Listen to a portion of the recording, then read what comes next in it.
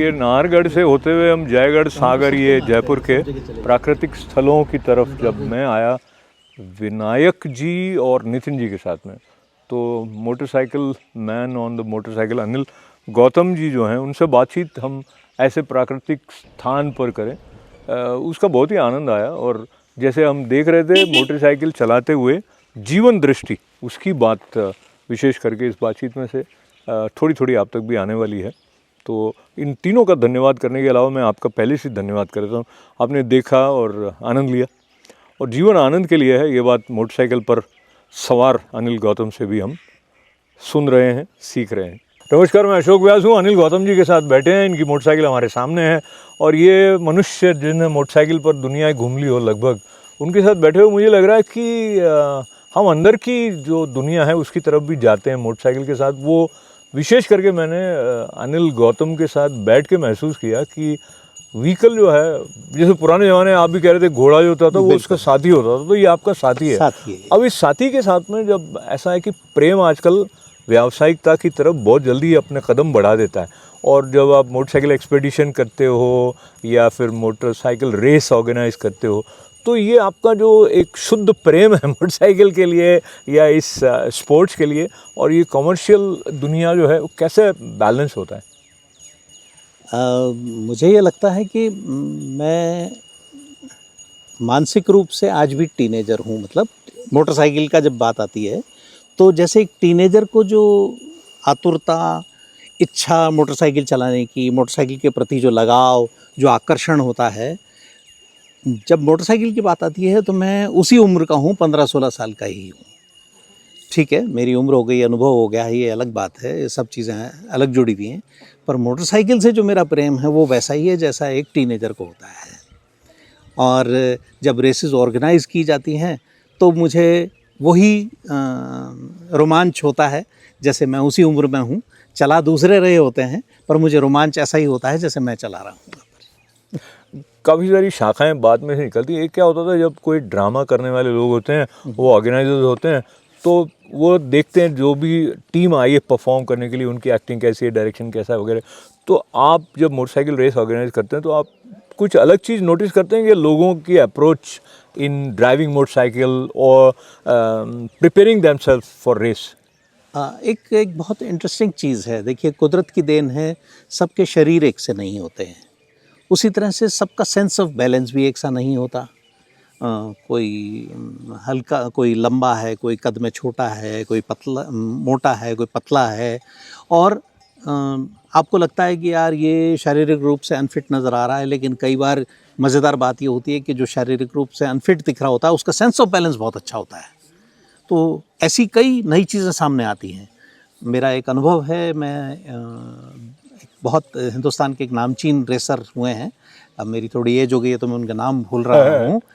उनका वज़न था 110 kilo and he remained in top 5 of India racers. Rally करते थे वो, मोटोक्रॉस नहीं करते थे। रैलीज़ के अंदर वो टॉप 5 में 5-6 साल तक लगातार बने रहे, बहुत बार उन्होंने रेसें जीती। तब मुझे लगा, मैंने कहा यार ये बड़ी अजीब बात है। हम उनसे मजाक भी करते थे, यार भाभी जी आपको ज़्यादा खाना खिलाती हैं इस तरह से, but he was a wonderful guy and a very good racer. तो ऐसी जो आपने ड्रामा की बात करी, जैसे ड्रामा में अलग अलग क्वालिटीज़ होती हैं। किसी की आवाज़ अच्छी होती है तो किसी के एक्सप्रेशन अच्छे होते हैं, कोई आंखों से ही बढ़िया एक्टिंग करता है। उसी तरह से मोटरसाइकिल के साथ भी यही होता है कि हमको तरह तरह के जो कुदरत ने अलग अलग स्ट्रक्चर्स दिए हैं, उसके बावजूद भी हमको ये समझ में आता है कि जैसे वो मेरा एक शागिर्द है नितिन सिंह है, वो कद में बहुत छोटा है, तो ऐसा लगता है यार ये कैसे चलाएगा मोटोक्रॉस, लेकिन बहुत ही अमेजिंग राइडर है वो अपने आप में। एक रविकांत है जिसकी दुर्घटना हो गई थी कई साल पहले, और he lost his one I in an accident, और उसके बाद उसने जब कमबैक किया 5 साल बाद, तो एक आंख होने के बावजूद, जिसका बाइनोकुलर विजन ही नहीं रहा, उसके बावजूद उसने एक ही साल में 5 ट्रॉफीज़ जीती। तो ये बहुत ही मज़ेदार चीज़ है, आपको समझ में आता है ह्यूमन कैपेसिटी कितनी ज़बरदस्त है। तो मोटरसाइकिल एक साधन ये भी बनती है आपको बताने के लिए कि एक ह्यूमन के अंदर कितनी सारी वैरायटी और कितनी सारी कैपेसिटीज़ है। तो जो अनिल के पास बैठे हुए बात निकल कर जा रही है, तो उसमें ऐसा लगता है कि ये सब एक प्रकार से निमित्त जैसा हो जाता है, मोटरसाइकिल है या अनिल है, बट अल्टीमेटली बात ह्यूमन स्पिरिट की है कि जो विल टू सक्सीड है और टू ओवरकम ऑब्स्टेकल्स है, उसको आप किस तरह से मोटरसाइकिल के थ्रू सीखते हो। And I think that's what you have done in your life. उस बात को लेते हुए मैं जो पहले बात कर रहा था कमर्शलाइजेशन की, जब कोई इस तरह की ऑर्गेनाइज चीज़ें करनी होती हैं, बहुत लोग अलग अलग शहरों से या देशों से आ रहे होते हैं, यू नीड फंड्स। एंड वो जो एक इक्वेशन होती है जो एडवर्टाइज करने वाला है या स्पॉन्सर करने वाला है, वो कभी कभी ऐसी डिमांड लगता है जो आपको लगता है कि नहीं यार, ये मेरी जो कोर वैल्यू है मोटरसाइकिल के साथ मेरे प्रेम के संबंध की, उसमें ये छेड़खानी हो जाएगी, या हो सकता है मुझे पता नहीं, बट मे बी वो कहेंगे यार ये बैनर लगा के चलें मोटरसाइकिल या व्हाटएवर। ऐसी कोई सिचुएशन आई क्या आपके सामने?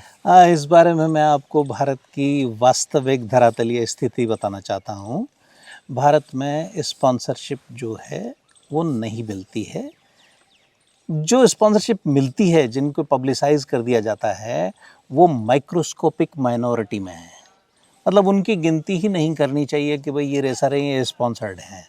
हिंदुस्तान में इतने सारे मोटरसाइकिल चालक हैं, कोई रेसिंग करना चाहता है, कोई एक्सपीडिशंस करना चाहता है, कोई रोड रेसिंग करना चाहता है, कोई मोटोक्रॉस करना चाहता है, कोई इंटरनेशनल रेसिंग में भी जाना चाहता है, लेकिन स्पॉन्सर्स जो होते हैं वो हिंदुस्तान के अंदर अभी भी वो कंसेप्ट क्लियर नहीं हुआ है।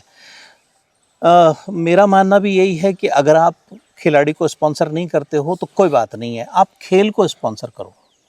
तो जब वो खेल को स्पॉन्सर करते हैं तो वो ज़्यादा खिलाड़ियों को तैयार कर पाते हैं।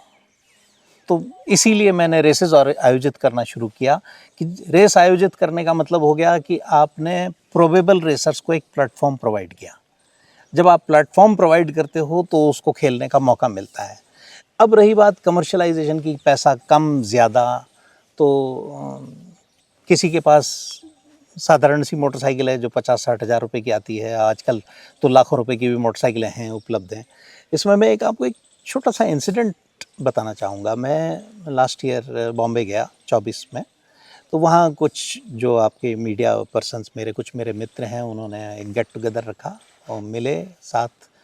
उनमें से एक व्यक्ति थे जो विदेशी मोटरसाइकिलों का वर्कशॉप चलाते थे। उनके पास सब मोटरसाइकिलें वो ही आती थी जो लैक्स ऑफ रुपीज़ की हैं। और फिर जब कॉन्वर्सेशन में ये निकल कर आया कि मुझे मोटरसाइकिल चलाते 45 ईयर्स हो गए हैं, मैंने कभी भी 150 सीसी से ज़्यादा की मोटरसाइकिल नहीं चलाई है, उसके बावजूद भी मैं 12 लाख किलोमीटर के लगभग मोटरसाइकिल पर हिंदुस्तान में घूम चुका हूँ, तो अनायास ही उनके मुंह से निकला कि यार वर्ल्ड रिकॉर्ड तो ये बनता है कि ये आदमी ने 150 सीसी से ऊपर कभी मोटरसाइकिल नहीं चलाई, and he has travel lakhs of kilometres. तो कमर्शलाइजेशन की बात यह है कि मेरी क्षमता जो है वो 100 सीसी मोटरसाइकिल चलाने की है। मैं उसी की मेंटेनेंस अफोर्ड कर सकता हूँ, उसी का पेट्रोल अफोर्ड कर सकता हूँ। मेरा लक्ष्य जाके 5 स्टार होटल में ठहरना नहीं है। तो और दूसरा व्यक्ति ऐसा भी है जो लाखों रुपए की मोटरसाइकिल अफोर्ड कर सकता है, वो 5 स्टार होटल में भी ठहर सकता है। शौक सबके बराबर हैं, कौन किस लेवल पर पूरा कर पा रहा है ये उस पर निर्भर करता है।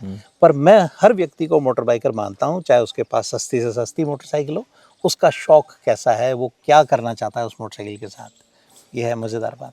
तो ये मज़ेदार बात को लेते हुए थोड़ी टेक्निकल बात और थोड़ी एक्सपीरियंशियल लेवल की बात। एक तो जो आपने कहा 150 सीसी से ज़्यादा की आपने चलाई, तो जो हमारे जैसे लेमैन हैं उनको पता नहीं होता है कि यार क्या क्या सीसी की मोटरसाइकिलें आती हैं और क्या फ़र्क पड़ता है। आपने तो एक जनरल उसके बारे में कुछ बताइए, फिर अगला सवाल उसके बाद ही करा जाए। अपने देश में तो देखिए अभी प्रॉपर ट्रेनिंग, एक तो क्या है, ड्राइविंग लाइसेंस हमारे पास 18 पे मिलता है रोड पे चलाने के लिए, और मोटरसाइकिल्स भी हमारे यहाँ पर इतनी वैरायटी नहीं है। अगर मैं वर्ल्ड सिनेरियो की बात करूं दुनिया में, तो दुनिया में ये होता है कि बिल्कुल 4 साल की उम्र से 8 साल की कैटेगरी की एक होती है जहां से ही मोटरसाइकिल चलानी सिखा दी जाती है उनको। फिर 8 साल से और 14 साल के बच्चे होते हैं जो चला रहे होते हैं, मोटरसाइकिल चलानी सिखा दी जाती है। अब वो 50 सीसी से शुरू होते हैं और फिर 25 इस पे 150, 200, 25 BHP तक आते हैं। तो जो लर्नर्स मोटरसाइकिलें होती हैं हमारे देश में, जो साधारण मोटरसाइकिलें हैं वो कायदे से लर्नर्स मोटरसाइकिलें हैं जो 12, 13, 14 BHP की हैं। वो सीसी जो है वो 100 हो सकता है, 125 हो सकता है, 150 हो सकता है। BHP क्या होता है? BHP is the actual power generated by the engine, जिससे मोटरसाइकिल की पिकअप का मालूम चलता है और टॉप स्पीड का पता चलता है। आपने मोटरसाइकिल रिपेयरिंग के बारे में भी सीखा था क्या इनिशियली जब आपने शुरू वो किया? बाय प्रैक्टिस सीख जाते हैं आप, जब आप करने लगते हो, शौक होता है, तो हमेशा आपको मैकेनिक मिलने वाला नहीं है। तो आप बाय प्रैक्टिस, जब आपको ज़रूरत पड़ गई, कहीं मोटरसाइकिल ख़राब हो गई, तो आपने मैकेनिक के यहाँ काम होते हुए देखा था, और आपका अगर इंटरेस्ट है, तो आपके पास टूल्स हैं, तो आप फिर सीख जाते हो थोड़ा थोड़ा। अच्छा, मोटरसाइकिल चलाने का जो मजा है वो अपना है, लेकिन बात करने का भी अपना मजा है। और बात जब आप अनिल गौतम से कर रहे हो, तो अनिल गौतम के साथ साथ हम उन अनुभवों की पगडंडी पर या राजमार्ग पर चलें जब आप पहली पहली बार बहुत लंबे सफ़र पर अकेले मोटरसाइकिल पे निकले। क्या तैयारियां की थी, कहाँ गए थे? जब पहली बार किया था तो कुछ भी तैयारी नहीं थी, कुछ समझ ही नहीं थी, इतनी कम समझ थी। ड्राइविंग लाइसेंस मिला एज ए बर्थडे गिफ्ट, अगली मॉर्निंग मोटरसाइकिल उठाई, और जो सबसे नज़दीक उस समय, जब 1977-78 की बात है, एग्जैक्टली मुझे ईयर भी याद नहीं है, तो बस सुबह पिताजी की मोटरसाइकिल उठाई और निकल लिए अर्ली मॉर्निंग, और दिल्ली चला गया। मुझे पिक्चर देखनी थी, इंग्लिश पिक्चर, चार्ल्स ब्रॉन्सन की। वहाँ जाकर चाणक्य सिनेमा हॉल हुआ करता था, वहाँ जाके 11 बजे का लगभग का शो था, या 12 बजे का था, जो भी। पिक्चर देखी, पूरी तरह मुझे पूरी बात याद नहीं है, पर हाँ कुछ कुछ प्रमुख बातें याद हैं। और शाम को वापस लौट आया, डिनर टेबल पर बैठा था, रात को खाना खाने सब साथ बैठे, पिताजी भी आ गए थे, और फिर मेरी माँ ने एज़ यूजुअल, जैसे सबकी माएँ होती हैं, और उन्होंने लगाई मुझे डांट। माँओं को क्या होता है, सिर्फ खाना नहीं खाया, दिन भर से गायब है, तो डांट पड़ गई। और पिताजी को कहा कि बोले थे, इन्हें लाइसेंस दे दियो और सुबह से हाट तो फिर मोटरसाइकिल लेकर भाग गो अर्ली मॉर्निंग। तो पिताजी ने पूछा भाई कि तुम मोटरसाइकिल लेकर कहाँ गए थे? मैंने कहा जी, उन्होंने सोचा कि भाई ठीक है, मोटरसाइकिल लेके घूम रहा होगा, लाइसेंस मिला है तो मैंने कहा जी मैं दिल्ली गया था। उनको शौक ज़रूर लगा होगा, लेकिन वो बहुत घिसे मजे में पुलिस से दिख रहे थे, उन्होंने बिल्कुल शो नहीं किया मुझको। और फिर उन्होंने अगला प्रश्न, अरे पैसे कहाँ से आए? मैंने कहा आपने दिए थे ना बर्थडे के पैसे, वो थे, और कोई पंचर तो नहीं हुई, कोई प्रॉब्लम तो नहीं है? इस तरह की बात करके उन्होंने बात को खाली छोड़ दिया। फिर जैसी उनकी आदत थी, 2 घंटे बाद अपने बेडरूम में बुलाया, और फिर कहा कि तुम मुझसे बिना पूछे मेरी मोटरसाइकिल लेकर दिल्ली गए। मैंने कहा जी आप ही ने तो कहा था कि जब मेरे पास ड्राइविंग लाइसेंस हो जाएगा तो मैं कहीं भी जा सकता हूँ। तो फिर उन्होंने मुझे समझाया कि नहीं, कहीं भी जा सकता हूँ का मतलब ये है कि शहर में तुम कहीं पर भी घूम सकते हो, अगर शहर के बाहर जाना है तो अभी भी तुम इतने बड़े नहीं हुए हो कि तुम मुझसे बिना परमिशन लिए जाओगे, मेरी मोटरसाइकिल है। तो तुम्हें मुझसे पूछना होगा। एक चीज़ जो तुम नहीं समझ रहे हो वो ये कि तुम्हारी दुर्घटना अगर दिल्ली में हो जाती या हाईवे पर हो जाती तो हमें तो पता ही नहीं है कि तुम कहाँ हो, तो कैसे ढूंढते? फिर भी उन्होंने मुझे डिस्करेज नहीं किया, बोले अगली बार कहीं जाना हो तो मुझे पहले पूछ लेना। और फिर अर्ली मॉर्निंग जो टेलीफोन रखा रहता है, उस समय लैंडलाइन का ज़माना था, तो लैंडलाइन का टेलीफोन जिस मैट पे रखा रहता है उसके नीचे एक पर्ची रख जाना, मम्मी को मत बताना। तो एक इंटरेस्टिंग मेरी लॉन्ग राइड की शुरुआत है। उसके बाद then I kept on learning many things कि हाँ भाई मोटरसाइकिल के लिए प्रिपरेशन चाहिए, ये चाहिए। तो जो आपने सीखना शुरू कर दिया, फिर आप लेह लद्दाख भी कहीं गए थे? हाँ, लेह लद्दाख जाना एक बहुत ही सबको होता था। मैं भी जब थोड़ा सा समझने लगा, मैंने कहा ना इंटरनेट नहीं आया था ना, इंटरनेट आने बहुत बाद में आया। ज्योग्राफी का स्टूडेंट था, इसलिए था कि भाई हाँ ये भी एक जगह है। फिर लगा कि चलो देख के आते हैं, रास्ता भी नहीं मालूम किधर से जाएंगे, कुछ नहीं पता, पर ठीक है पहली बार पहुंच गए ढूंढते हुए। रास्ता क्या है, दिक्कत है, कोई परेशानी नहीं थी। और तब तक इतना एजुकेट हो चुके थे मोटरसाइकिल के बारे में कि पंचर हो गई तो पंचर चला लेंगे, उसमें टायर कैचर लगा के रखते थे, ट्यूब एक्स्ट्रा ले गए, ये टेक्निकल चीज़ें सीख चुके थे।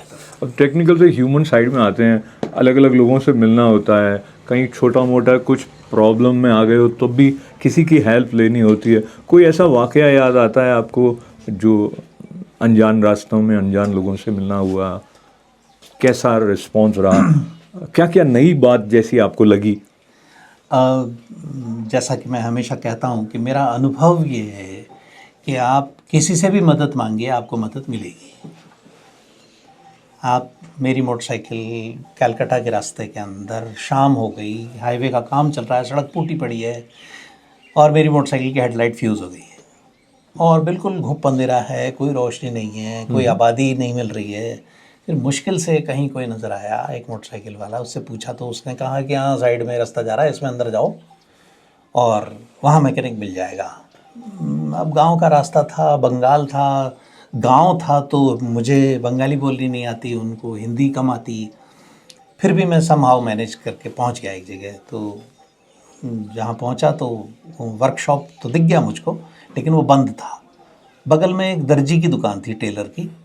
वो उसको जाके मैंने रिक्वेस्ट करी, मैंने कहा यार भाई साहब मेरी मोटरसाइकिल ख़राब है और ऐसे ठीक हो सकती है क्या ये? तो बोला जी वो ये मैकेनिक अंदर ही रहता है, यहीं रहता है। तो मैंने कहा जी वो है नहीं, बंद हो गया है।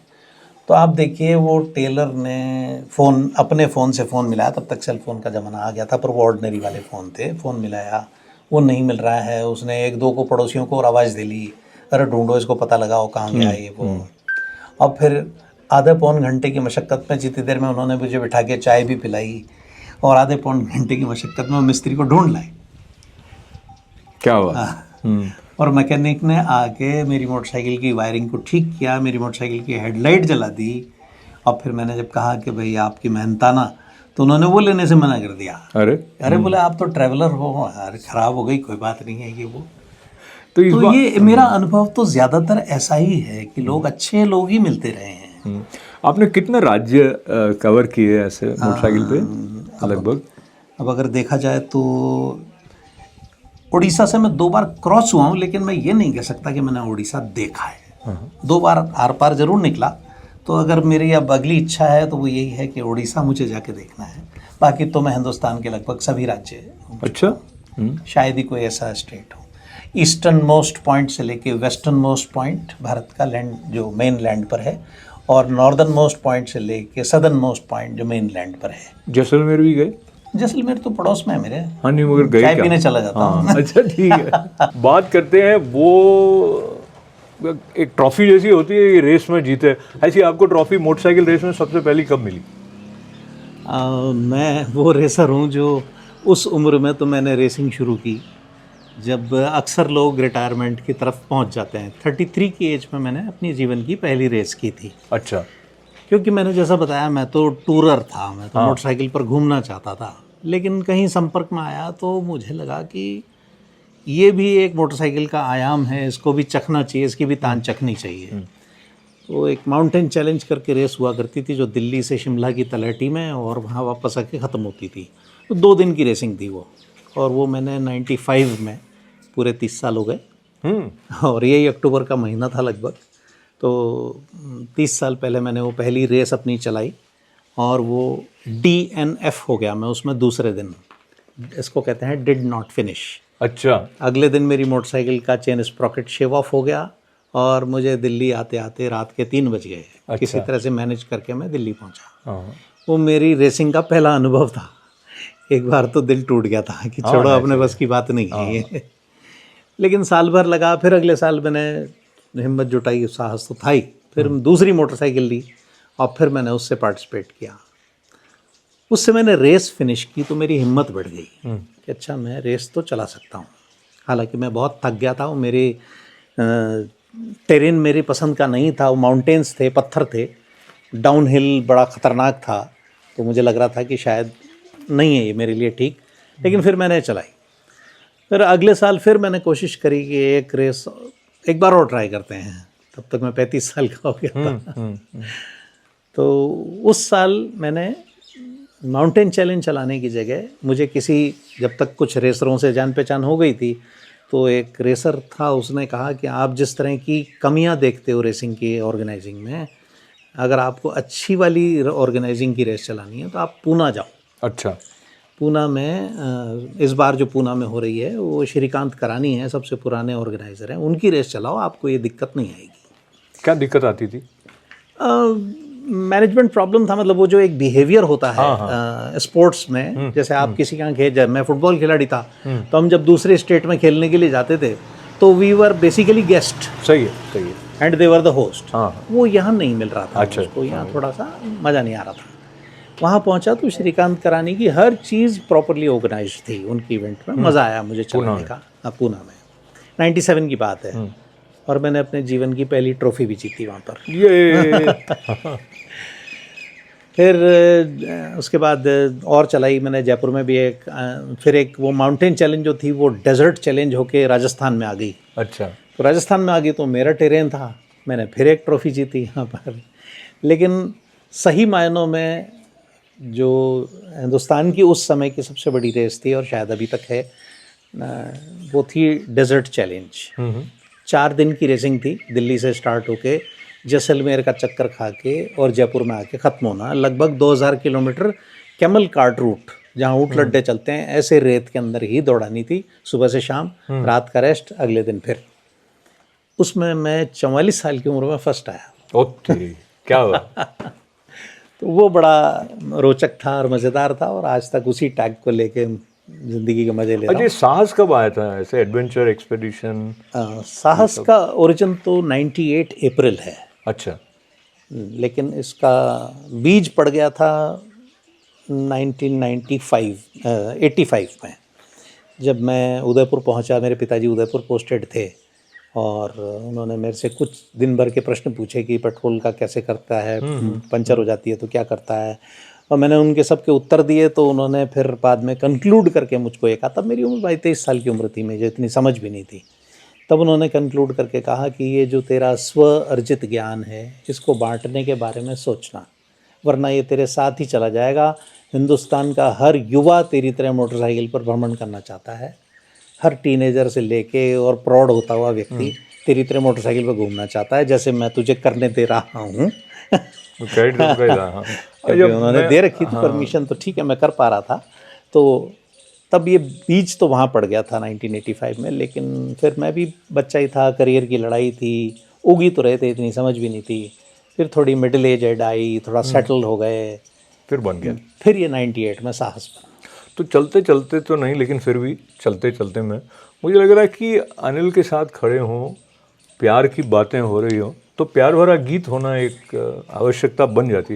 वो गीत मुझे मालूम है आपका कौन सा प्यार वाला है, और उसको मैंने खुद महसूस भी किया है।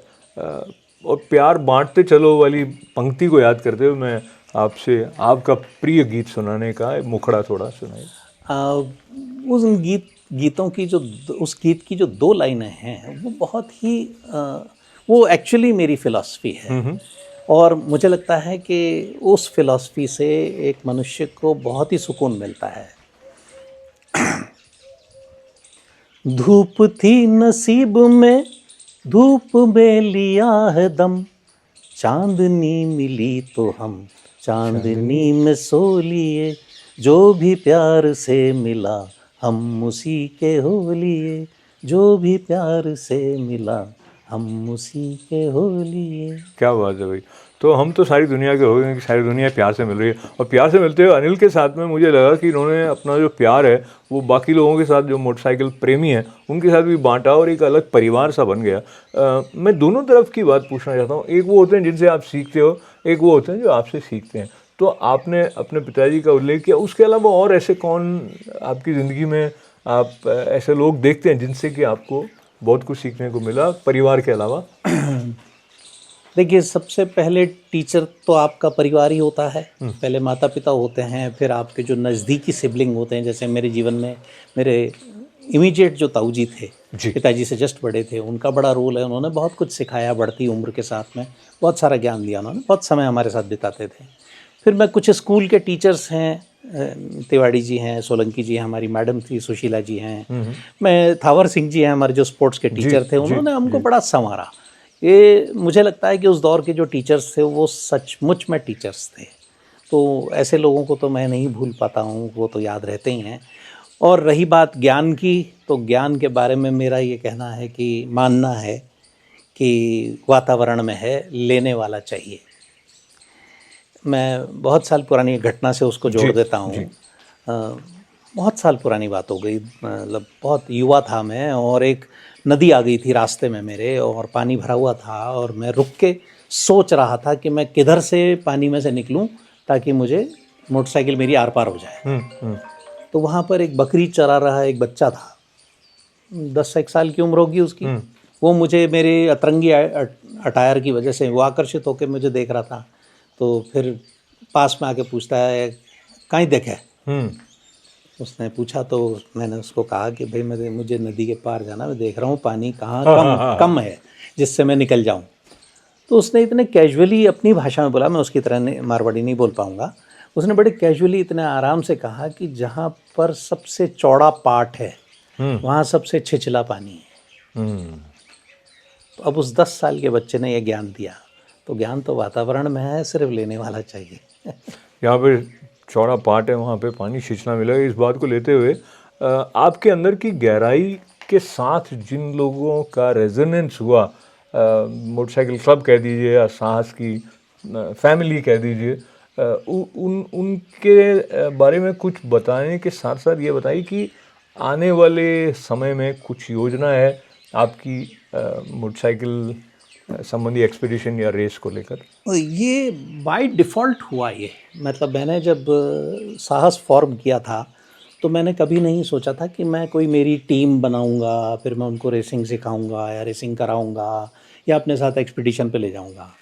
मैंने जब ये फॉर्म किया था तो उसके पीछे वजह थी कुछ उस दौर के स्पॉन्सर्स जो मेरे पीछे लगे थे कि रेसेस आप ऑर्गेनाइज़ करो।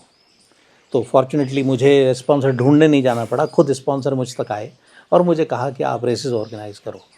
तब मैंने ये रेसेस ऑर्गेनाइज़ करना शुरू किया जी। अब रेसेस ऑर्गेनाइज़ करनी शुरू कर दी तो फिर बच्चे जुड़ते चले गए, तो फिर बच्चे साथ लग गए कि अब आप हमें सिखाओ, वो नेशनल रेस हो रही है, हमें वहाँ जाना है, वहाँ पार्टिसिपेट करना है, आप बताओ। तो मैं गाइड कर देता था, फिर उन्होंने कहा नहीं आप रेसिंग भी सिखाओ। हम कहाँ से सीखें, हम किससे सीखें?